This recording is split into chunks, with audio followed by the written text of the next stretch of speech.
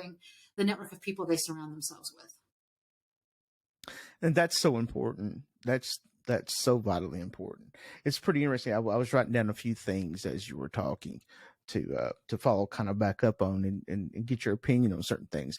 And I love that you've niched down into women and LinkedIn marketing, and that there's a really, really cool thing. So like with my expansion code, so my target audience or my customer avatar is small business owners that own brick and mortar locations, that are retail, that are franchisees, and that they want, and not just that, because that's still a whole lot of folks out there, Right. but Right. that want to expand into multiple locations. And there's where I get my, it starts way up here. That is your sweet spot.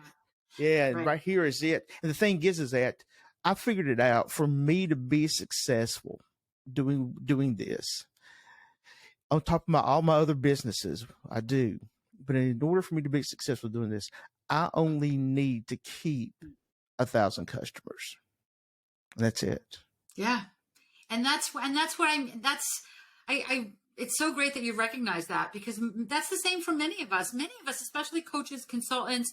I mean, they're like looking for a couple of clients, if you're a brick and mortar, yeah, you want people to come through your door, but it's not easy to chip off at them one at a time, right? All right, I got another guy to walk in the door, as opposed to inviting the media to your grand opening or to your grand reopening or to your event or whatever, and having them writing about it, and you're getting your message in front of thousands of people. And that's, I think, the power of LinkedIn, is building relationships on that one-to-many level, but you're building relationships on the one-to-one level, but with the intention of getting your message in front of many, right? Yeah. So I think that and being intentional, and listen, if I went online, like when I was teaching social media in general, if somebody went on LinkedIn to look for a social media speaker, my name and 5,000 other names would pop up.